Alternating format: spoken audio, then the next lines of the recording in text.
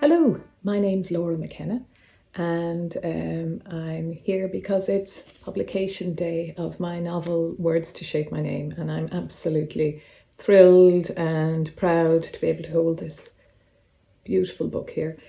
And on that note, I'd like to thank the publishers, New Island Books, because they have been terrific from the very beginning. From, in fact, about a year ago, just less than a year ago, we met at the Irish Writers' Centre Novel Fair. And I'd like to thank the commissioning editor, Aoife Walsh, for all her incredibly hard work on the manuscript to get it to this stage here at the moment, as well as the rest of the team at New Island and editor Susan McKeever, and of course my agent, Faith O'Grady from Lisa Richards. So here it is. Here is the book, which I only got my hands on yesterday. And as you can see, it's a very beautiful cover, and there's a little gleam off it there from those little ink splatters. So it's really a beautiful thing, and I am just delighted to have it in my possession. So today I'm just going to read an extract from the novel, and I'll just say a few words about the novel itself first. It's based on the true story of Tony Small, who was an escaped slave and who saved the life of Lord Edward Fitzgerald during the Battle of Eutaw Springs in South Carolina in the American Independence Wars, so in 1781.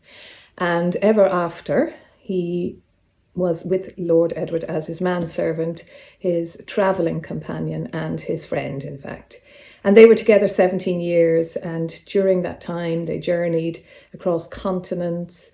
They were on the edge of three different revolutions: the American Revolution, the French Revolution, and the Irish Rebellion of 1798. So the story is told from Tony Small's point of view and how life was for him during this period and all around the world and in Ireland.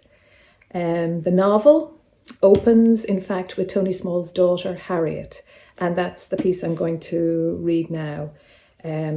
It's this sort of unlikely meeting which occurs 50 years after Harriet's father's death in 1857. So, 12th of May, 1857, a journey to St. Mary's graveyard. May is a month what I hold in particular fondness after the gloom and damp of winter has passed. London offers little cheer during those earlier dark months, and I look forward to my journey through the countryside and my visit to Baba's grave. So last week, I took a hansom cab outside Euston Station, as was my habit. The driver accepted my price once I told him I'd made the journey every year for the past 20 and knew better than he how far and how much. And it would serve him ill to talk of half-mile fares and time spent standing, for I could just as easy give my custom to the next man, whose horse looked a deal livelier than his and would likely do it for less than £1. He raised both his hands in a gesture of defeat.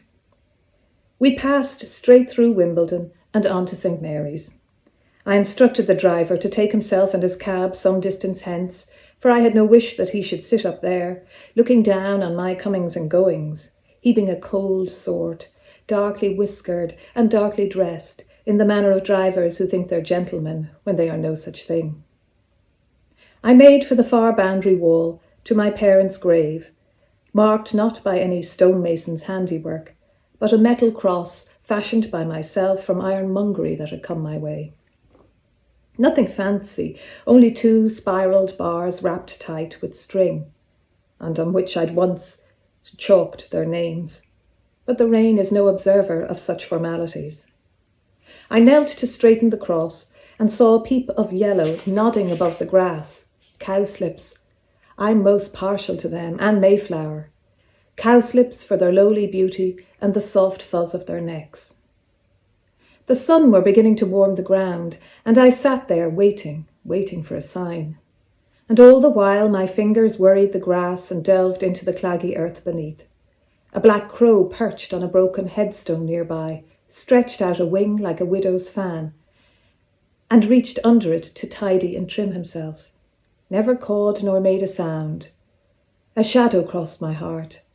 The jackdaw's feathers flared suddenly, and my eye were snagged by it.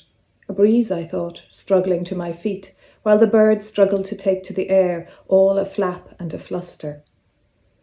The sky were overrun by a rabble of clouds. I heard the hedgerows seesaw, branch on branch, thorn on thorn, and the weather vane screeched round sharp to the west. And there it was, the scatter of Mayflower blossom. Now you may think it strange for a woman of my years, being almost 60, to stand atop a grave with her arms thrown wide and her eyes closed and her head flung back, while the Mayflower shakes out her petals. But so it was, I received again the blessing of those white blossoms, their touch gentle, their smell familiar and dusty.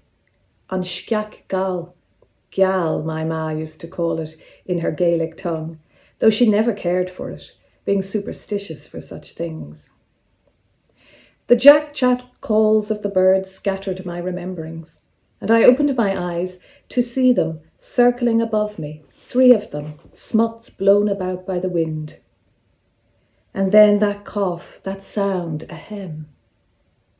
Excuse my impertinence, but I wonder if I have the pleasure of addressing the daughter of a Mr. Anthony Small. I turned sharp-minded to see a scrawny man, swamped under the weight of a thick coat, woolen muffler and felt hat. The Lord knows the weather hardly called for such. I took a step back, near stumbled over Baba's resting place. The man reached for my arm and steadied me. I must apologise, Miss Small. It is Miss Small, is it not? His cheeks were pink with what looked like excitement, though perhaps he weren't used to exertion. What's it to you, I may have said. Oh, it is you, I'm certain of it. I can hardly believe it. He clapped his hands together. Oh, this is too good. What a happy occurrence. I don't mind saying my first thought were that my bastard husband, gone near 30 years, had sent someone after me, looking for a stake in my house in Euston Grove. I started to walk away, heading for the safety of the church. You leave me alone, I said. Tell him he'll not get a brass farthing out of me. He had no trouble keeping pace with me. No, please, Miss Small. I don't know this man you speak of. I have been sent by another, a Lady Lucy Foley.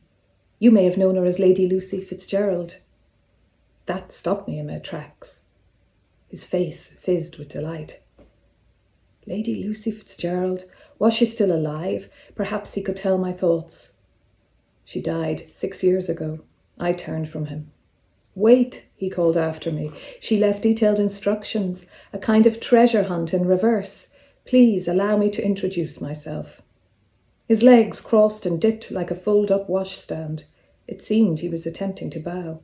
He had my attention then. I am Mr. John Butler, solicitor of Tooley Street, Borough. His voice scooped up at the end as if in a question. How did you find me? How did you? Oh, but I've been searching. You seem to shed your name each time you move. But just now, how did you? Pardon me, but I guessed you to be the daughter of Mr. Anthony Small, he being a black man and you, well, also black, and today being the anniversary of his death. Last year the verger mentioned a lady such as you had visited, and I, alas, too late. I hoped against hope that you might visit again on this day, and that this year I might find you. He paused, removing his hat, one bone-thin hand appearing from his overlong sleeve. His pale blue eyes swam over me. Where's the harm, I thought, extending my hand to his. Thank you.